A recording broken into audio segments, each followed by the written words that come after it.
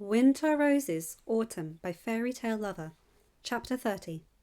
Benjamin climbed the stairs to the family wing with a divided heart.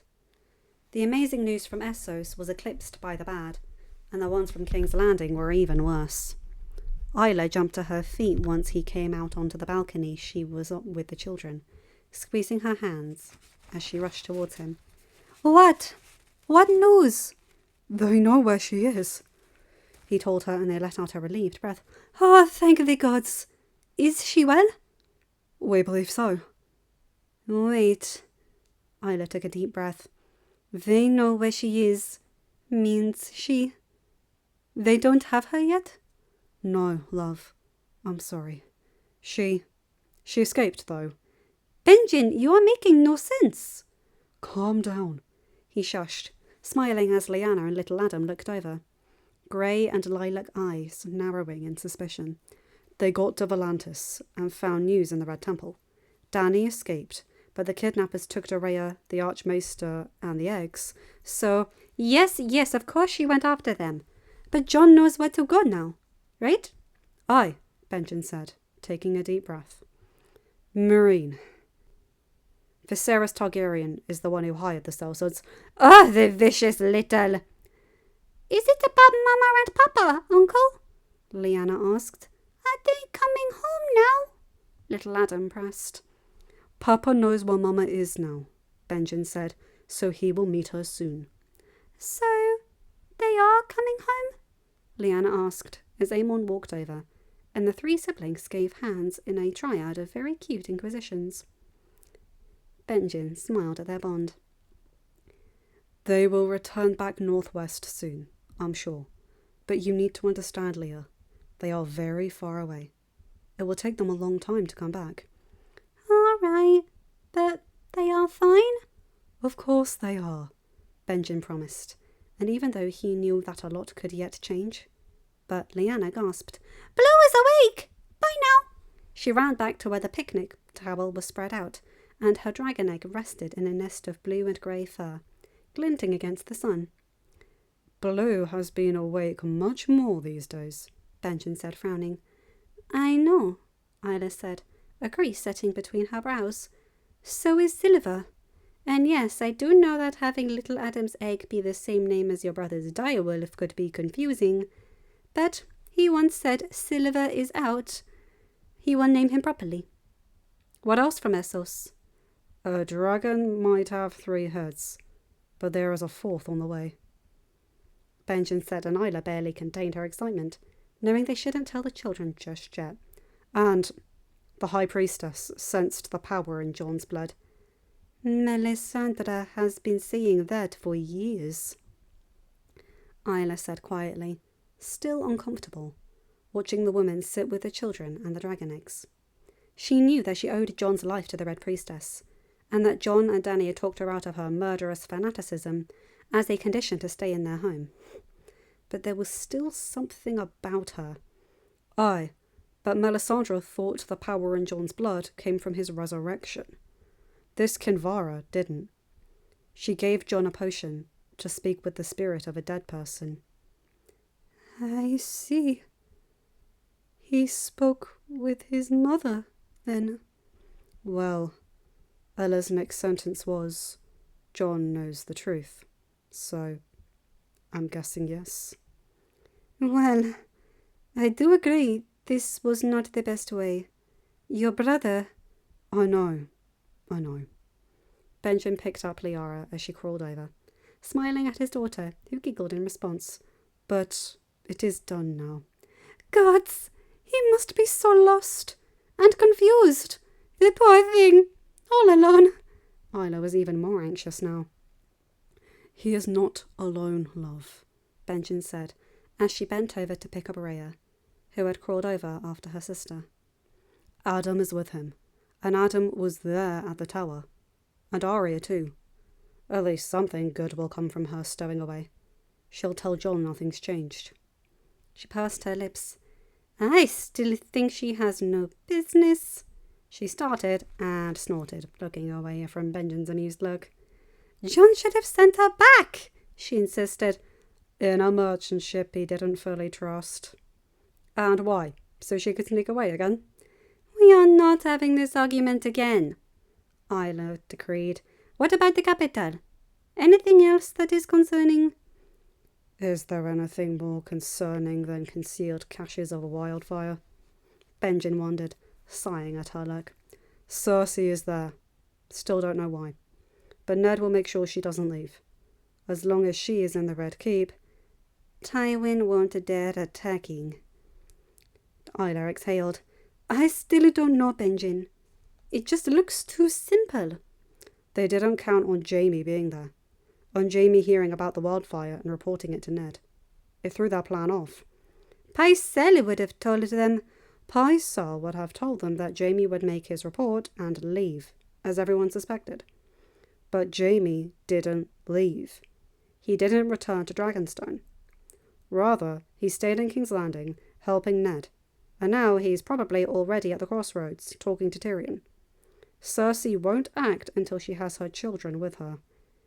I hope you're right, Isla said, taking the girls back to where the rest of the children were gathered. So do I, Benjen said under his breath. Adam crossed the ship to the bow, where Jon was sitting and brooding. At least he hadn't gotten drunk again.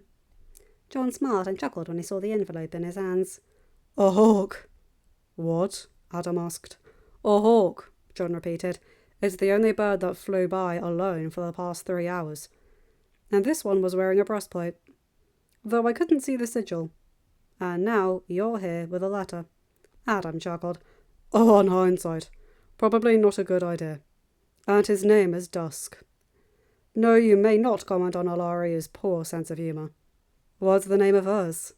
Stella. Ella's is dawn, and Edric's is noon. The knight played along, and Jon chuckled.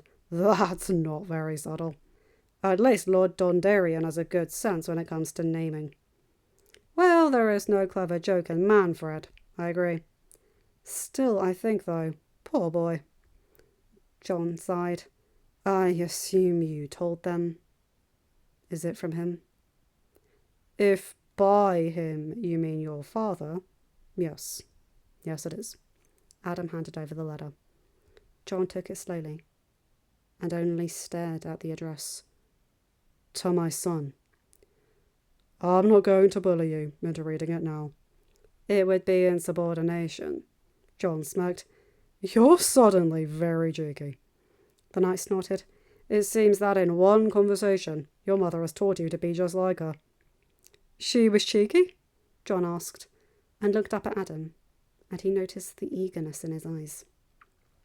He had bits and pieces of Lyanna before, as his aunt, and the elusive unknown woman who had given him birth, but now had a name. He had a face, and it seemed his curiosity was piqued. She was. Very. She was a lot like Arya, though a bit more contrite at times, and much more radical at others. Her father, your grandfather, didn't allow her to train or carry a sword, not like yours did. So she was shyer in that respect. But when she wanted something, she lashed out, and she got it. He smiled, lost in the past. He was just like you, brooding and quiet, an amazing swordsman. But she brought life out of him. She made him happy. She was so true, so honest. It was impossible not to like her. They were happy? Jon asked, still haunted. The revelation of the truth made him question everything he knew so far. He was still unsure of what to think. He understood love, but could he do what Rhaegar had done? Could he give up everything? His duties, his responsibilities, leave behind a wife and children to run off with a woman promised to someone else? Rhaegar and Lyanna's love had sparked a rebellion that had drowned the realm in chaos and war and blood and death. Could he be proud to be the symbol of that? They were so over the moon with happiness that they made me, a man very cynical about love, believe in the romance of songs, Adam said. What about Elia Martell? Jon, your father. He He was the Prince of Dragonstone, the next king. Ares wanted a bride worthy of a wedding and bearing a Targaryen. He wanted a Valyrian noblewoman. But Queen Rhaella, she wasn't able to have a daughter soon enough to wed Rhaegar. The Velaryons also had no daughters to offer, so the king commanded his good friend, a member of his small council, Steffon Baratheon, to go to Essos and find him a noble woman of Valyrian ancestry. That was Robert's father? Yes, Adam continued. He failed, and, on his return to Storm's End, his ship sunk after being caught in a storm. That was the first resentment between Robert and House Targaryen, because his father was killed in the service of the king. Jon finished the thought. Yes, it was a tragedy.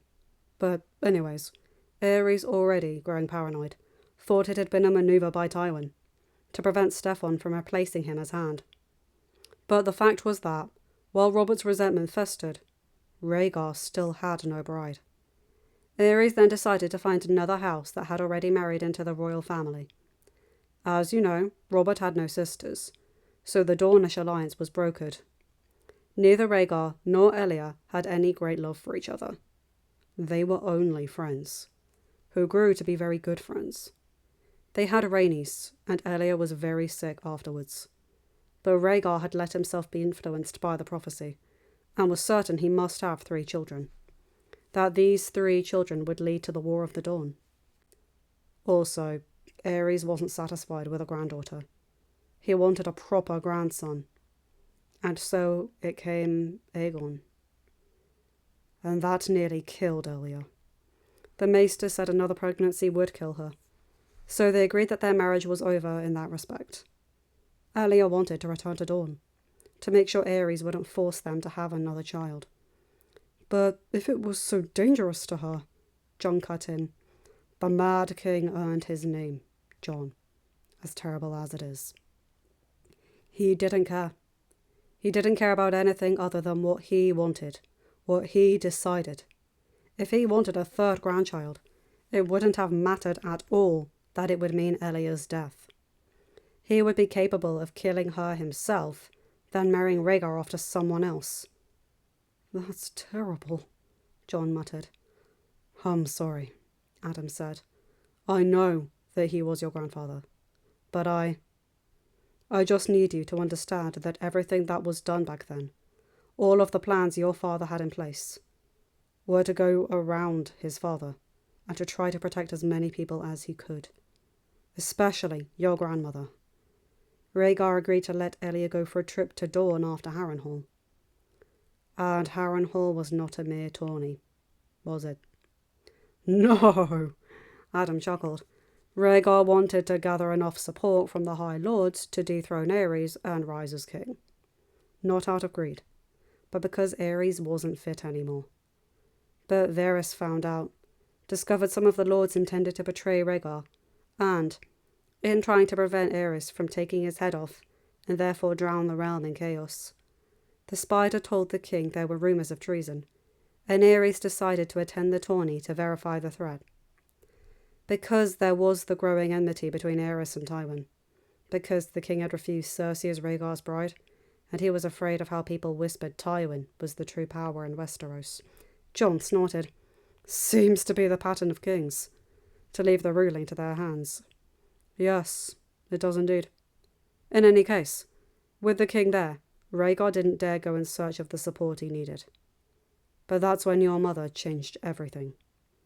On their way to Harrenhal, the Starks had come across 3 squires beating up a smaller boy.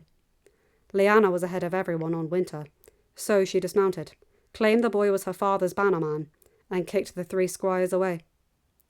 It turns out that the boy was indeed a bannerman, Lord Howland Reed. That's the Lord of Greywater Watch, the father of Bran's betrothed. Jon remembered. Yes, you know Crannog men. They are small, so he couldn't fight back the 3 squires. Lyanna tried to convince him to enter the lists, to avenge his honour, but Lord Reed declined, saying he didn't have the skill. So, Lyanna, being fearless and reckless, sent Benjen after any piece of armour he could find, painted a shield with a made-up sigil, and entered the lists as the mysterious Knight of the Laughing Tree. John snapped his head up. Laughing Tree? He asked, and Adam nodded, frowning. No, it makes sense! John laughed. They were sending us clues all along. What makes sense? Adam asked. Who was sending clues? Danny dreamt more than once that she was in the woods. When she walked around, until she found a clearing with a weirwood with a smiling face. Odd, because heart trees usually have sad or neutral faces. But as soon as Danny saw the tree's face, the entire wood began laughing, and Rhaegar was there too. In the first dream, he didn't say anything. Danny woke up just as she recognised him. But in the last one, they talked. But she didn't tell me much. But go on. My mother entered the lists. What else? She was a good rider, Adam continued, a bit baffled with what John had just shared. She beat the 3 knights whom the squires served. When it came her time to demand ransom, all she asked for was that the knights taught their squires honour. That sparked Ares' paranoia. Gods know how he did it, but he worked out that this Knight of the Laughing Tree was a traitor conspiring against the crown, and he yelled to Rhaegar to bring him to justice. He yelled to the crowd that there would be a reward for the knight's head. But that makes no sense. Why would a knight be teaching honour be treason against the Iron Throne? John asked. I told you. Ares was mad. His mind was broken. It didn't work right anymore. Everyone was his enemy. So that is why your mother, who didn't even care about court or anything, was proclaimed a traitor. Rhaegar rushed to obey the king.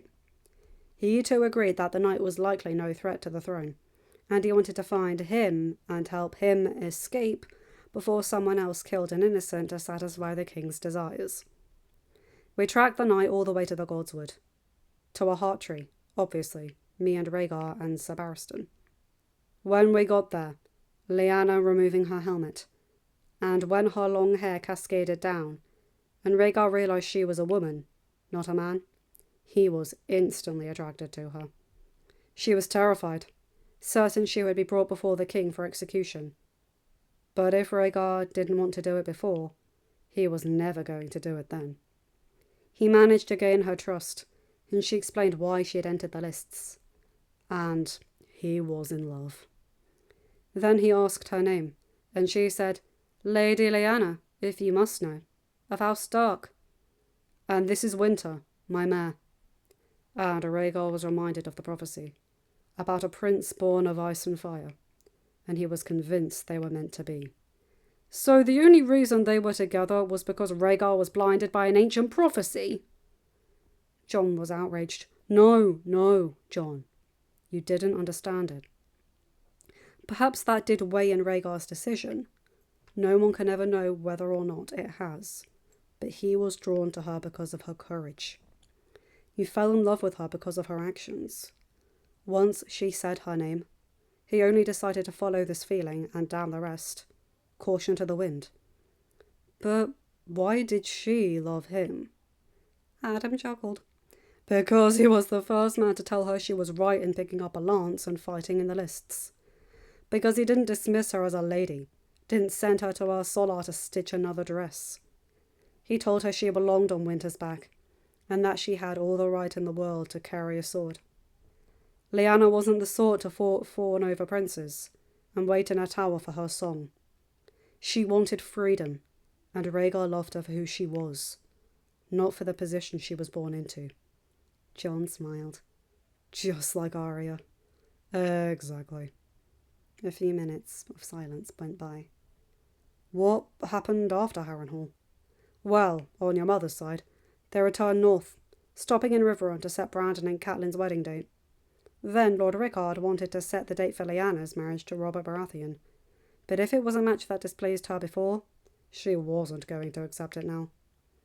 I suppose the situation worsened to the point that your grandfather decided to send her off to Riverrun, to learn the ways of the south and wait for her brother's wedding, when then she would return to the north to get married herself.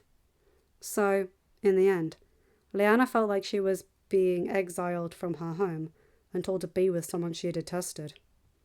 I can imagine how well that worked out, John snorted.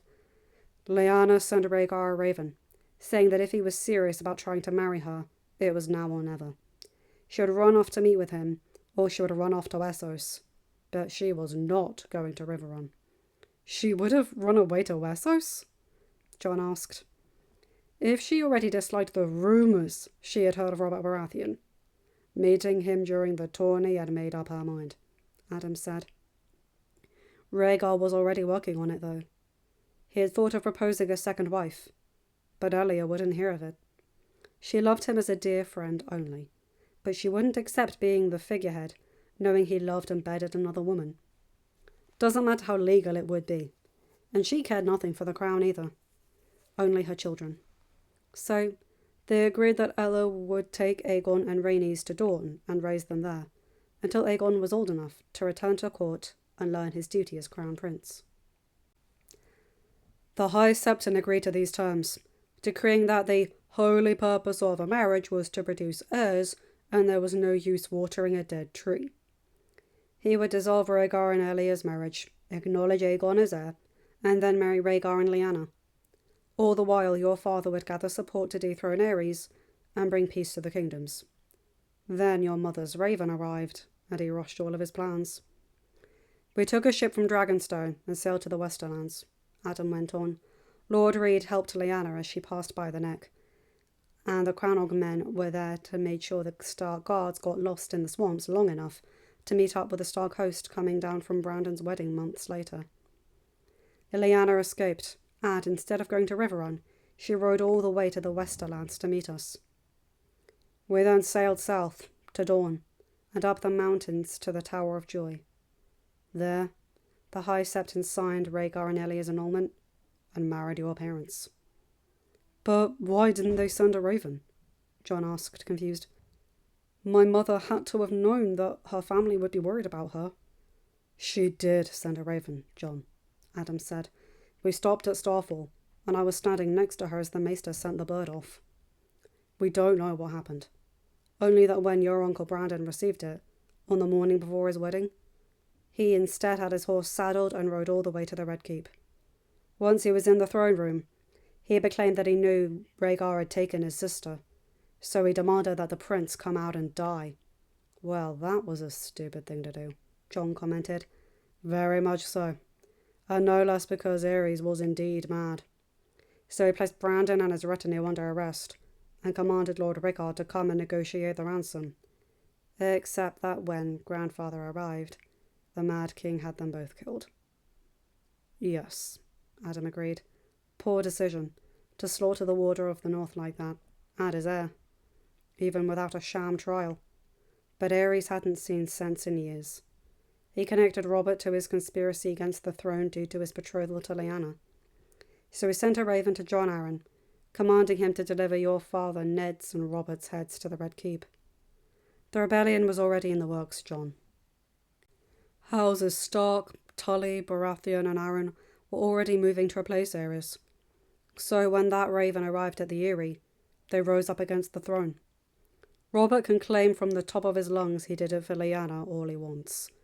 And in a way, she and Rhaegar running off were an important factor. But it wasn't really the root of the problem. John fingered the letter for a long moment, taking it all in. He did have 3 children in the end, he said quietly, but I'm the only one still standing. Aegon is too dead to lead any wars, he pointed out, and Adam only raised an eyebrow. Wait, she said, is that why she named me Aegon? You were born nearly 2 moons after the sack, John. You already know how your brother had died. Your father. He found Aegon the Conqueror's journal. Sir Barristan managed to get it and his other scrolls and personal books from his chambers and hide it from Robert's purge. But in that journal, Aegon spoke of how he had dreamt that there would come a day when a threat, an enemy, would come from the north, and all of Westeros would need to unite to fight this foe. That is what sent him in this journey to conquer the 7 kingdoms, to unify them so that, together, they could face this threat. Except that Aegon the First conquered the Seven Kingdoms 300 years ago. White Walkers haven't started bothering the Free Folk and the Watch until a few years ago. He dreamt that an Aegon Targaryen would lead the war. Oh, John lost his words. And you think, because she named me Aegon, that I'm not saying anything, John. Aegon the Conqueror thought it meant him. For a while, Rhaegar thought he was the prince that was promised. In the end, prophecies can mean nothing. I'm not some conqueror come to whip the Seven Kingdoms into following me, John exclaimed with conviction. I don't want any of this. I'm not a king, Adam. I can't rule. I wouldn't know how. I don't want the Iron Throne. Let Robert choke on it for all I care. Adam chuckled, amused with his temper. He was so like his mother. You're right. You are no conqueror. But you also don't see yourself clearly. You've spent just 5 years being the lord of a castle, and I'm sure your people love you and will fight for you out of love and loyalty, not out of fear. That is why I know you would be a great ruler, because you inspire loyalty without terrifying anyone into following you. And, John, you already have done something most incredible, something no one managed to do in 8,000 years. You have brought the Night's Watch and the Free Folk together, allies and friends, rather than foes trying to eradicate each other. And I got killed for it, John muttered, looking away, embarrassed. You knew the danger, and you did it anyway. You're right. I wouldn't compare you to Aegon the Conqueror. If anyone, I'd compare you to Jaehaerys, the Conciliator. But you are neither of them, John. You are you, and you can only be yourself. Adam patted his shoulder and stood up, going back to the main deck, where Arya was waiting, and called him for a sparring session. John looked down at the envelope in his hands, trying to gather the courage to open it. Finally, he ripped the grey direwolf seal and unfolded the letter. My dear son, I know you know the truth, but I refuse to call you anything else, because you are and always will be my son, John. I apologize for not telling you before, but it was never because I did not think you could handle it, or because I did not trust you.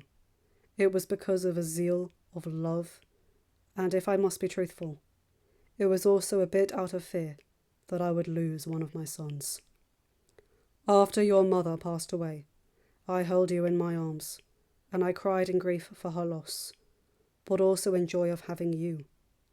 You have been my son from that moment on, John, and I never once found cause to regret that choice. I knew claiming you as my bastard son would not be as simple as I first imagined, and I realized later on that I never truly understood the effect it would have on you. But I made a decision to protect you, and I stand by it. If it had, or if it will be, costing me my own life, it will still have been a worthy trade. You have children of your own. You can appreciate what I am saying. I hope you will accept this, accept that I am still your father. I am not saying you should deny Lyanna or Rhaegar. I am saying that you are so special, son, so loving and so worthy that you deserve more. Whatever you do with this knowledge, know that I am here and I will support you unconditionally. If you want to forget about this and return to the blessed island and live in peace with your family, then do so. If you want to claim your birthright in order to protect the Seven Kingdoms from Robert's neglect and the Lannisters' greed, I will stand with you. I do not know if your mother told you, but she named you. She named you Aegon Targaryen. That name would have been impossible to disguise, so I changed it in order to protect you. Whichever name you wish to claim from now on is your decision, my son. What will never change is this last one. Love your father. John bit back his tears, looking up from the parchment to the setting sun, pondering all that laid before him. His mind was swirling with confusion, love, loss, possibilities and impossibilities. 3 days later, he called Adam and Arya to his cabin and scratched between Ghost's ears to finally say his decision. I won't let my life be dictated by old and dusty prophecies and ancient journals, like Rhaegar did. He started. I also don't want the Iron Throne, or anything to do with it. But I once told Dany that if taking it was the only way to protect our family, then we would burn the Lannisters down, but we would take it. So you're going to fight for the throne? Arya asked.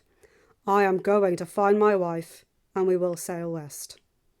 If she agrees that taking the throne is what will protect the Pack and the Seven Kingdoms, that is what we will do. We will rally supporters, and I will kick Robert Baratheon from the Red Keep. But not as long as it would draw hundreds of thousands of innocents into another bloody war. You cannot avoid this war, Jon, Adam said. The Lannisters won't let you. I won't draw first blood, Jon insisted. You're being naive and unrealistic if you think the Lannisters will bow to you if you ask pretty please, Arya said. If you think you can just forget about this, go home, and Cersei will leave you alone if you stay in your northern island. We will assemble an army and show them we have military power, then, Jon said. Not even they would be so stupid. Tywin Lannister won't fight an army he can't beat. Let's find Dany first, Adam suggested, knowing Jon's stubbornness would be immovable. He knew Jon. He didn't want the throne. He didn't want to be king. He just wanted his old life back, and the knight couldn't blame him for it. Trying to force the crown onto his head would accomplish nothing. And we can think of the next steps on the way west. Your Grace. He bowed his head, and Jon blushed slightly. That's another thing, Jon mumbled. I know my mother named me, but so did my Ned. I grew up as Jon. I can't think of myself as Aegon. Me neither, Arya said. So I won't take the name Aegon. I'm Jon. Jon Starling or Jon Targaryen? Adam insisted before he could help himself. Jon looked out the small window. We will be in New Geese soon, he said finally. And from there, finally to Marine. And like that, the two understood the conversation was over. Dany looked to land, smiled, and closed the spyglass. That looks like a big camp. Daario took the spyglass from her and looked himself. Well, the Horse Lord was right. It does look like 10,000 men are waiting for us there. Not as good as this old Khalasar, which counts as much as 40,000 cavalry. But I suppose the whole group couldn't make it here so fast. Can we take the city with that many men? She asked. If they close themselves inside the gates. Daario put the spyglass down and turned to her. No. We don't have siege weapons. We don't have trees to build siege weapons. We don't have men disciplined enough for a siege.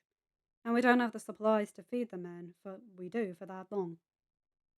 With men we have on board, we'll have, 15,000 men? Dany insisted. Yes, and perhaps the great masters of Marine will have a lot less. But they have high walls to protect them. And probably food stores that will last hours for a good few moon turns. Dany pursed her lips, but didn't insist any more. She remembered Maester Lewin's lessons, how the Andals failed to invade the north for thousands of years because they couldn't get past Moat Cailin. Yes, high walls and swamps were great lines of defence, or in this case, open and bare land. Disembarking would take a while, since they were going out of the city and therefore away from their harbour. She was in the first boat to reach the beach, though, and the Dothraki welcomed her warmly, leading her to the main tent in the middle of their camp. Khaleesi! Drogo smiled as she entered, standing up. He disguised poorly the once-over he gave her, and she smiled as he turned away, somewhat embarrassed. In the weeks since they had left Volantis, her belly had grown, and her child was finally visible, if only barely. If he had looked at her with lust for her beauty and strength before, he now looked with respect. As I said, 10,000 of my fastest riders. I never doubted your word. Danny smiled. Have you been here long? Arrived this morning, He said, and she was impressed with the efficiency of the camp she saw, being put up only a few hours ago.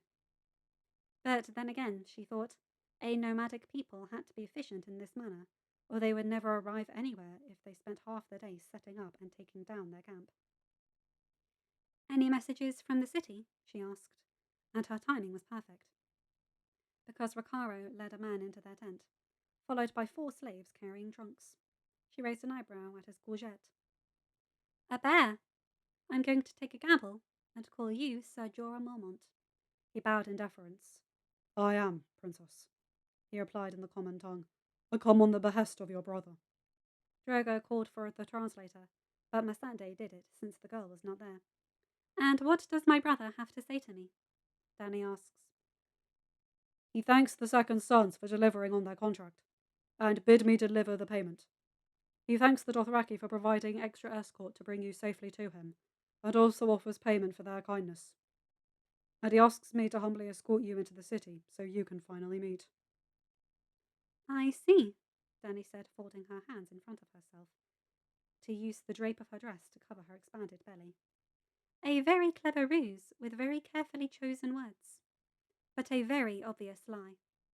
The ship with the former captain of the Second Sons must have arrived by now, with my dragon eggs, and without me. Also, you wouldn't have known the Dothraki were with me unless Mero told you. And there is the obvious thing. I was raised in the north, sir. I know the northern way. We hate lies. They make us uncomfortable. So you see, I can tell, very clearly, that you are indeed lying. Jorah blushed under his sun-kissed skin. The king. I have no interest in what my brother has to say for so long as he sends lies to me, Danny said. Tell him I will talk to him personally, halfway between the city walls and this camp. Our armies will stay back, and we may only bring 7 guards with us, as our sacred traditions prescribe. He won't like that, your grace, Jorah said, uncomfortable. I didn't like having my children murdered. Be sure to tell him that. And tell him I look forward to meeting him for a parley. Jorah bowed and began to step back. Then he stopped and turned to her.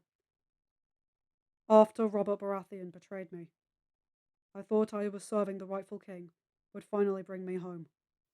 I have been following your brother for 5 years, and already I know he won't arrive in the 7 kingdoms. And if he does, he won't ever take them. But you remind me of your brother, he said, and she frowned. Rhaegar, he explained. And yet you serve Viserys in Slaver's Bay, Danny said. An apt location, given your past crimes. You owe my father your debt.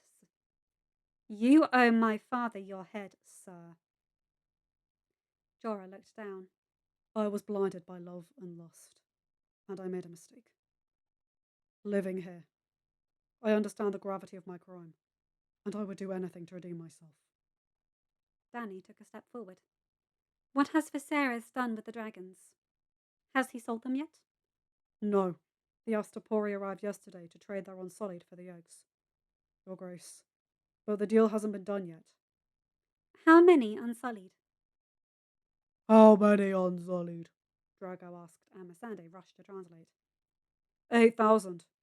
With the Miranese, who are facing the walls, and 15,000. Jorah revealed.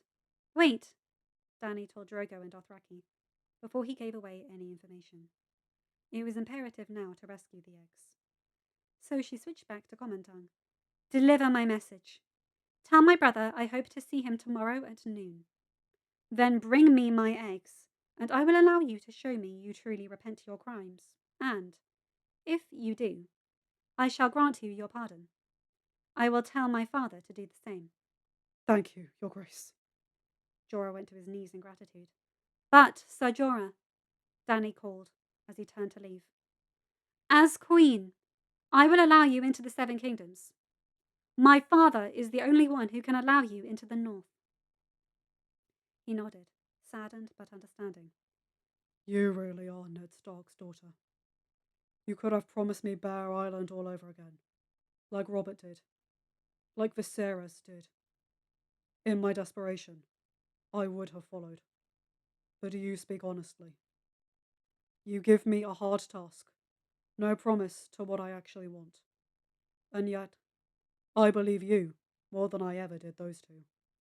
Lies are easy to hear, Sir Jorah, but harder to swallow. I will be expecting you. The disgraced knight bowed again and finally left, the 4 slaves with him following with their heads low, making bile rise in Dany's throat. Do you really believe he will betray your brother? Just like that? Do you really believe he will betray your brother? Just like that? Dario asked. Perhaps, Dany shrugged. Perhaps not. Viserys already knows I want the eggs. It won't surprise him. What do I have to lose? You're a gambler. Dario smiled slowly. So it's a no in killing the messenger? Why would I ever do that? She was shocked. Who would deliver the message?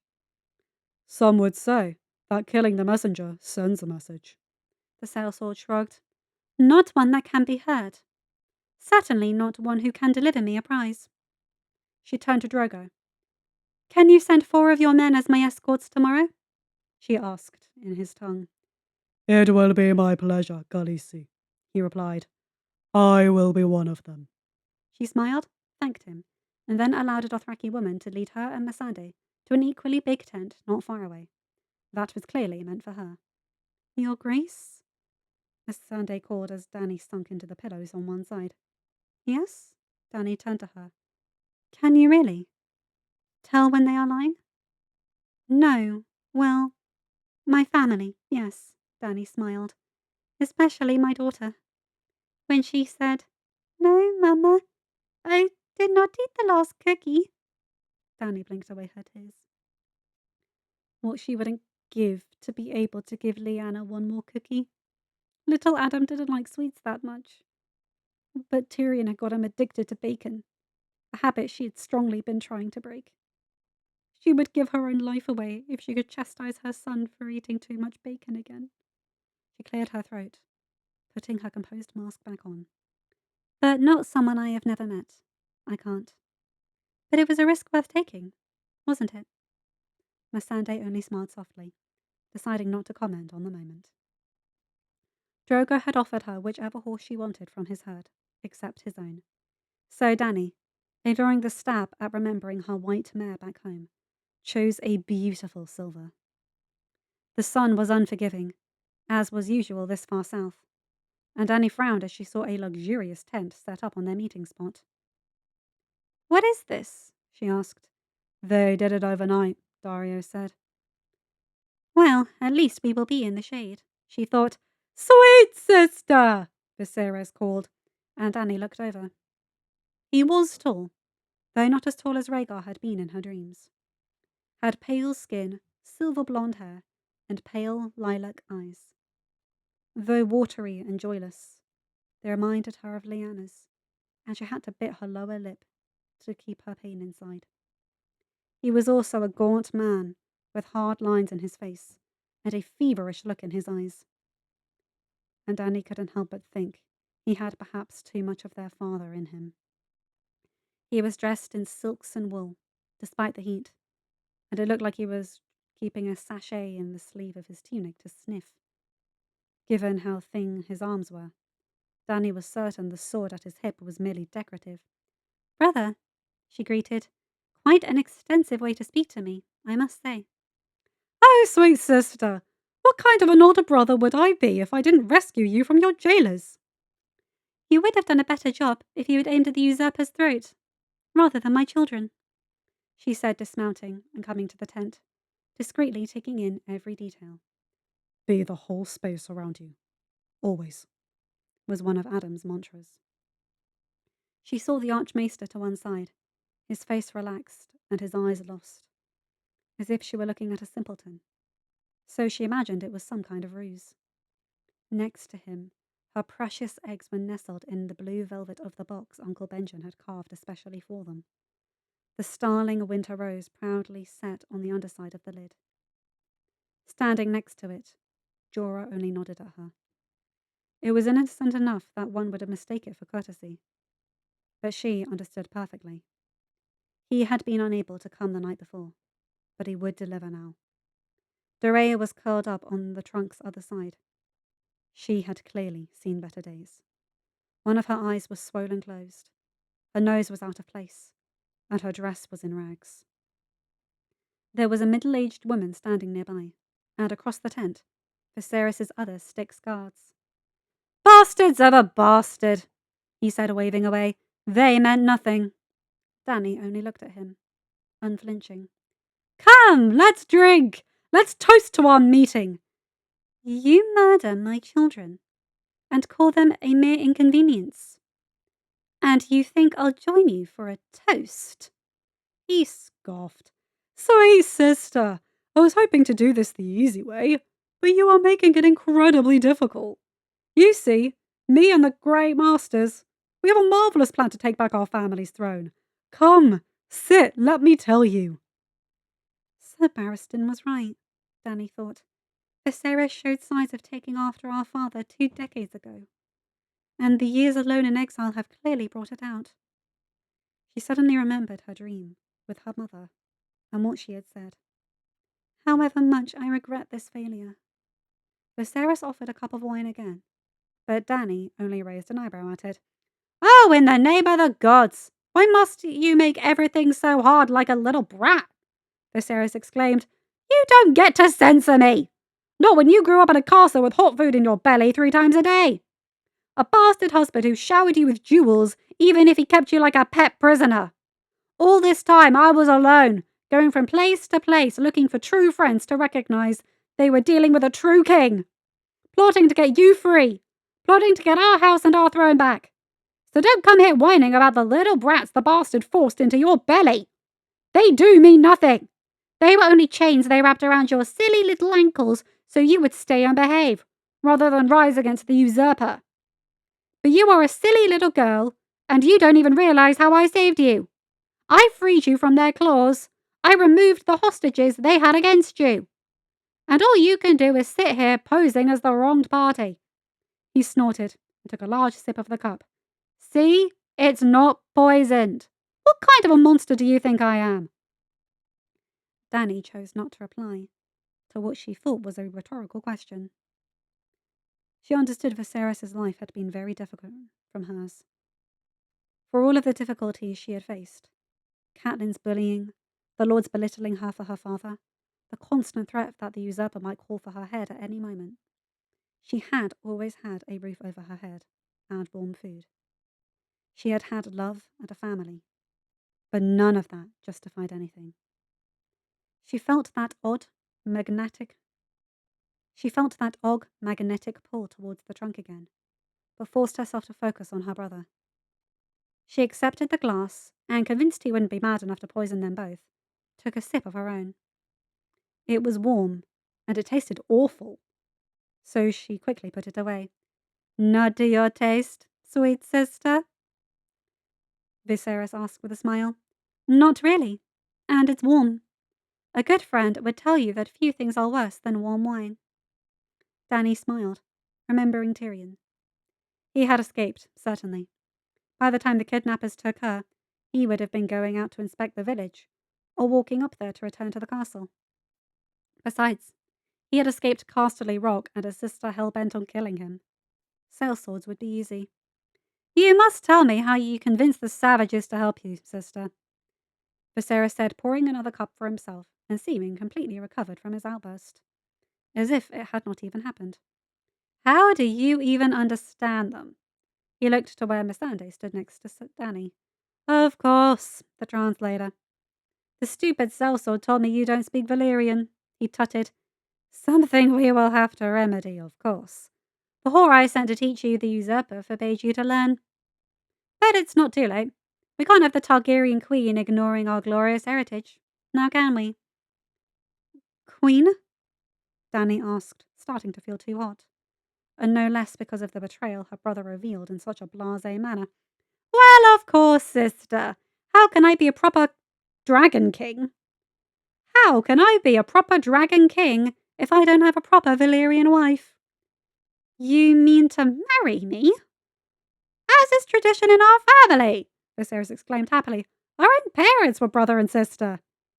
"And how well did that turn out?" she muttered quietly, but he was too distracted by his delusions to pay attention. "And of course, we shall have proper children with Valyrian pure blood," he said, and Dany stiffened. A man who had murdered 3 children because they were inconveniences wouldn't be shy as to murder a babe for the same reason. "Are you well, sweet sister?" he smiled as she turned. Dany saw he had a sardonic smile. "What did you do?" she asked, feeling lightheaded. She looked at the glass, alarmed, and Viserys' grin grew. "You see, Mero shared with me you were so sick during your travels. The horse said the stupid captain was keeping her for his own amusement rather than letting her serve you like I ordered her to. So the pathetic girl says she doesn't know anything. But my friends came up with a theory." He pulled her arm away and pushed the drape of the dress. "It seems they were right." "You gave me booty!" Her belly began cramping lightly. Her guards stirred, not understanding, but gathering enough from her pained face. She quickly told them to stay back. "What is Moonty?" Viserys asked. "No, don't bother. It doesn't matter. I didn't give it to you. You see, our friend here," he pointed to the woman, "is a magi." "How great is that?" he laughed. "I love this little spell. Tell her, Miri. Tell her what it does." "You are the blood of the dragon," Miri Mazdur said with a slow smile, as if she was very proud of herself and her skills. "From now on, you can only carry a child fathered by a dragon." Dany felt her heart race. Jon was a wolf, not a dragon. Their child was a dragon on her side only. He or she hadn't been fathered by a dragon. The cramping intensified and she curled into herself, trying to get the pain under control. Missandei knelt down next to her, supporting her, and Dany felt her panic rising. She had lost Lyanna, little Adam, and Aemon. Now this one would never live to see the sunrise. The pain ebbed away slowly, until she could finally get her breathing under control. Each heartbeat was a painful jab on her shredded heart. "You shouldn't have done that," Dany said, gingerly standing up. "It simply makes things easier," Viserys said dismissively, as if they were commenting on the weather and not speaking of such a serious matter. "Now we got rid of the little bastard, and you will understand that your true purpose is to serve our family, to provide our house, the greatest dynasty the world has ever seen, with true heirs." "Hold them down," Dany said in Dothraki, and the horse lords, who hadn't been understanding anything, were only too eager to oblige. Her command of a foreign tongue gave her guards a moment of surprise, in advantage of Viserys' guards. But what truly threw them was Jorah changing sides at the last minute and taking the Magi prisoner. The Archmaester used the commotion to stand up, unmake his simpleton disguise, and rush to Dany. "Are you in pain, my queen?" But Dany was distracted, drawn again to the dragon eggs. Intuition filling her. "The traitor as well," Dany said. Drogo had cornered Viserys against the trunk. So Jorah was holding the Magi nearby, and Arya was keeping his arak over a crying Doreah. In the end, 1 Dothraki and 1 second son were killed. Another sellsword was injured, and all 6 of Viserys' guards were dead.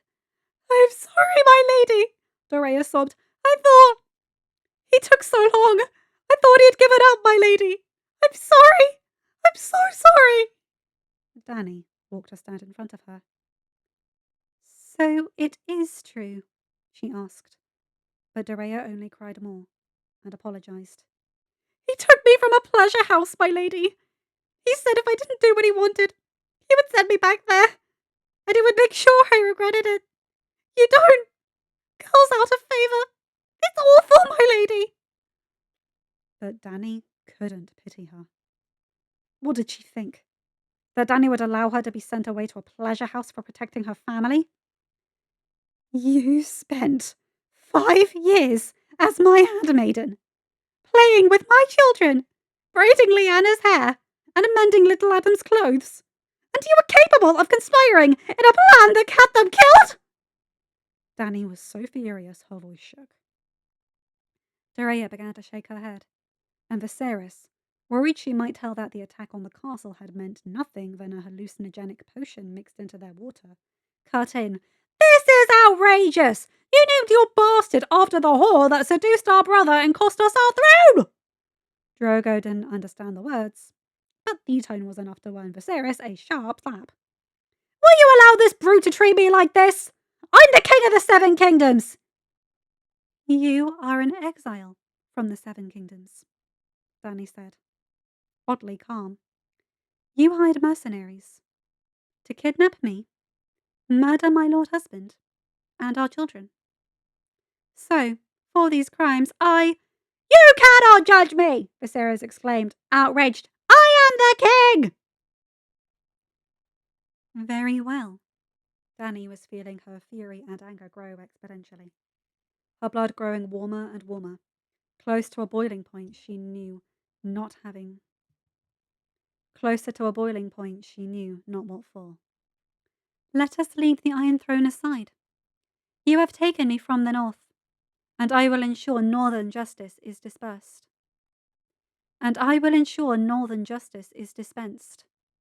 For the crimes of kidnapping and murder, I, Daenerys Stormborn of House Targaryen, Lady of the Midnight Fortress and the Blessed Island, in the name of Lord Eddard of House Stark, Warden of the North, find you guilty and sentence you to death.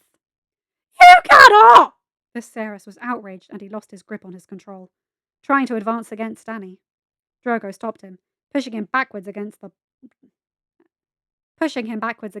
and the blonde tripped on the trunk, falling to the ground. When he tried to stand, Drogo stepped on his leg, stopping the bone snapping with a loud sound. Stop! Daenerys exclaimed in Dothraki as the horse lord prepared to swing his arak. In the north, our way is the old way, she said, and looking at the bawling and whimpering mess her brother had become. His bravado all gone in an instant. She couldn't muster even 1 ounce of pity for him. His life is mine to take. I pass the sentence. I will swing the sword. She repeated in the common tongue, so that Viserys would understand. Drogo smiled widely, appreciative. Dany! Dany, please! I never meant to! Her brother continued begging, but Dany turned her back to him. He won't move. But tie the other 2 traitors down, she commanded, in Dothraki, and the men rushed to obey. Then go back to the camp. But, Your Grace, Missandei started. I know what I'm doing, Dany said. She turned to the trunk. Only death may pay for life, she whispered, her shattered heart pulsing painfully as she thought of the spark of life that had just gone out inside her womb.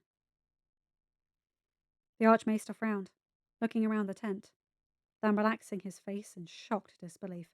My queen! I mean, sacrifices to the... Treason is a crime punishable by death. Dorea is therefore sentenced to death, Dany said. Murder is punishable by death. The Magi murdered my child. Therefore I sentence her to death. This is no mere sacrifice for the sake of sacrifice, Archmaester. Once the 2 women were tied down, Drogo offered Dany his arak, but she only shook her head. Go back to the camp, or at least get far enough away. How will you kill them? Drogo asked. I am a Targaryen. We face our enemies with fire and blood. Your Grace, are you certain? Marwyn insisted, understanding what she would do. Yes, she replied, her eyes fixed on the 3 dragon eggs, more certain than she ever had been. No one had told her, but she knew this was the way. She turned to the elderly man. I know what I must do. I know what I must do, Archmaester. You heard Kinvara.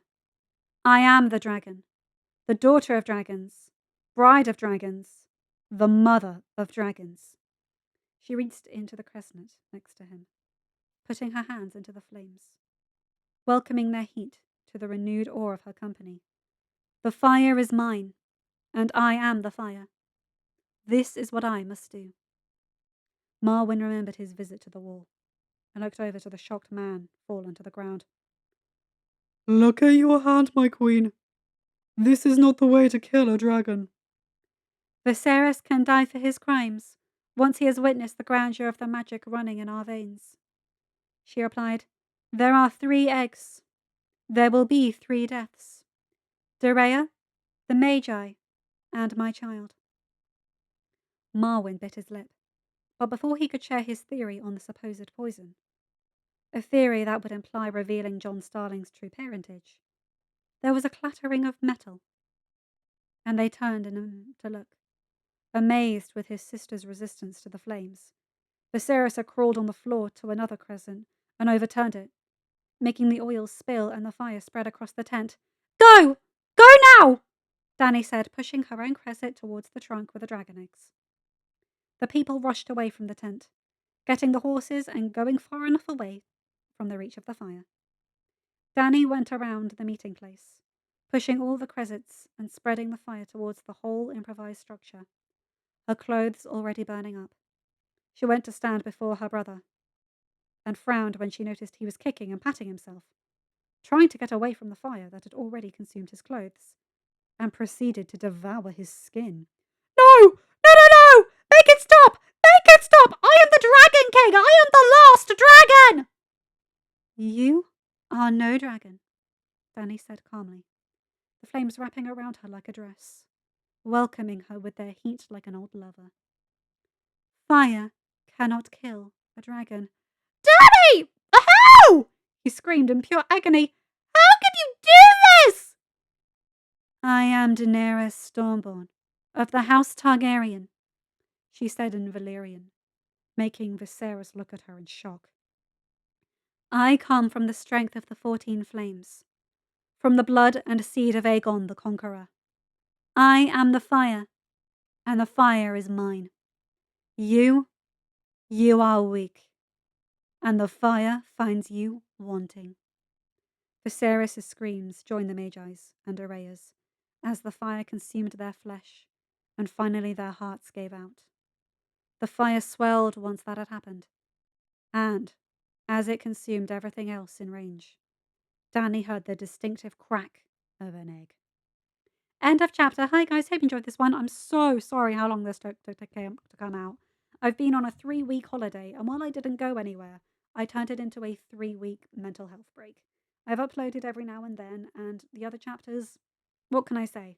Sometimes the inspiration's there, and sometimes it's not. But anyway, what a chapter! Go, Dany!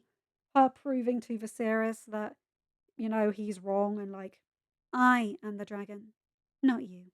I love that. Anyway, you guys know the drill. Like, comment, and subscribe, and hit that bell to get notified whenever I upload a new video. Have a good day, night, or whatever time zone you're in. Bye, my guys, gals, and non-binary pals. I'll see you in another video. Take care.